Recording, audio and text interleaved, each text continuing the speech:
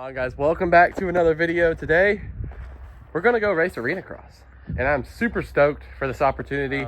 You know, we got the whole trailer loaded up. It feels so good to load a trailer up again. It's been a hot minute, I think almost 3 months since we've actually raced, so I'm quite excited. This race is kind of going to be a test to see where my fitness is at, what we need to work on as far as the bike goes, pretty much everything. So I'm super excited to just bring you guys along for the ride. You guys are going to get a whole race weekend vlog. So today is Friday and today we will run practice and then we'll stay there overnight in the RV, which I'm really excited about. Stay there overnight and then come Saturday, tomorrow, we will race Supercross style, so heats and then main event.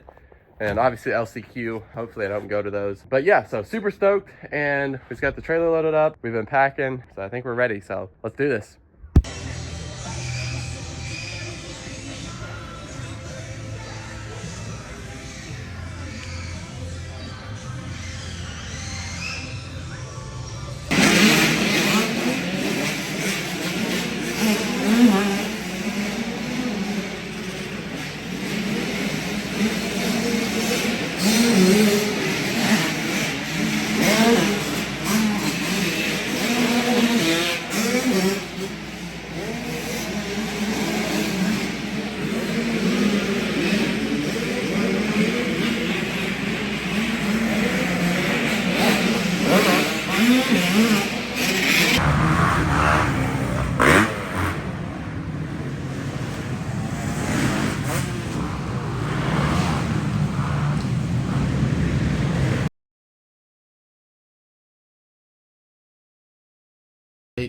Wait.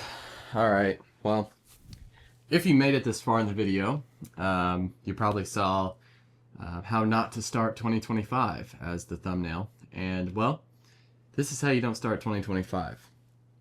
Something look a little different. Definitely new for me. Start off by saying that what caused this is just racing and what happens. I'm just gonna start from the top. The night was already kind of hectic itself. I didn't get a lot of footage except on the track, but so we get there at 5 o'clock and I go out at 5 o'clock for practice.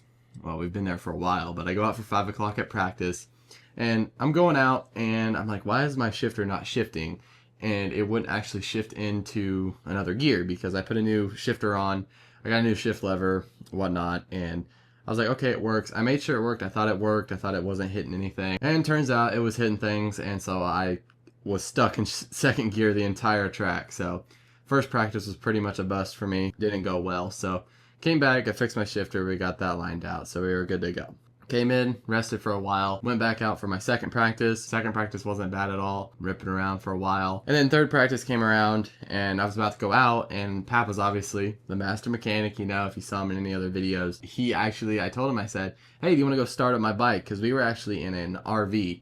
I don't know if I left that in the video, but we were actually in an RV, stay the night there Friday night so we could race Saturday. So that was really nice. It was really nice to have that, really nice to stay in there and just have a nice climate controlled area and where I can go to. So I told him, I said, hey, do you want to go out and start my bike? It was about 5 minutes before, and it's kind of cold out. It was like 30 degrees, so I was like, probably a good idea to do that. And so he went out and did that and started it up and trying to get it to warm up, and well, it wasn't starting at all. And we just did a top end rebuild, if you haven't seen that video, and we were like, well, something happened there, but the bike was running great. Like, I was like, wow, this is like, felt like it was brand new, and it was feeling really well, and I was feeling well, warming up, trying to get back in the flow since I haven't been on a bike in a couple months, and so trying to just find that, you know, my flow and rhythm back, and it was coming back after the second practice, and I was like, okay.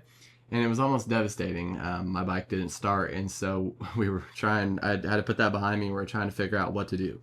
My practice was in 5 minutes, and by this time, I'm trying to go find a jump pack from someone because my bike doesn't have kickstart, so I'm trying to go find a jump pack from someone else in a camper next to us, whoever's pitted next to us, and I thankfully find one. I shout out to that family for lending me one. So I got that, hooked it up to the battery. That didn't work. So then we tested the spark to see if it was getting spark.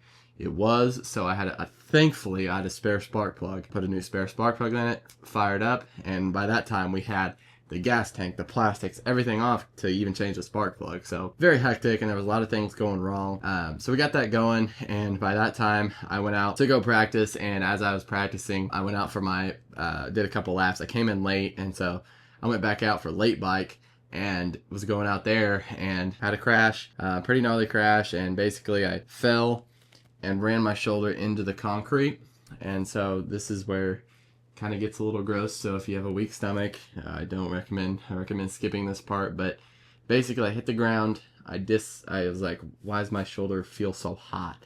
And it was like, it wasn't hot, but like it was very swell.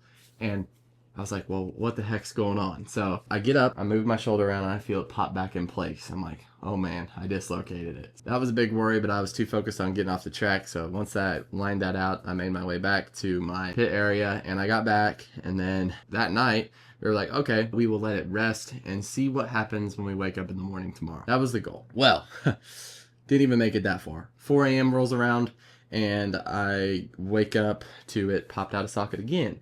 And it was worse this time, because the first time I popped it out of socket, it was popped back because I went to go tuck and I was rolling to the right. And so as I went to go tuck my hands, because I didn't want to push my hands out to catch myself, because I knew that's how you get hurt. And so I didn't do that. Tucked my hands in and I went to go twist. And as I did that, it shot I hit the ground and it pushed my elbow back. So that's how it happened that time. And then that morning, when it did it again for the second time, it was pushed forward. And so you can ask Pap, he saw it. Like, it was definitely not well. And so it was pushed forward, and I was stuck in bed trying to get out of there. And so we finally got it popped back in, and I was like, yeah, I can't race. Like, it was worse than the first time it popped back out. And I was like, nope, we're not racing. So we turned around, made a 3-hour drive home, went to the ER, got some x-rays, got her done. We took the right way about it, and basically we figured out that, yes, it did pop out of socket twice. Did I get it back in the first time completely? We don't think so, because that's why it popped back out again. We think the second time it is back in, it's completely back in, seated. Now it's just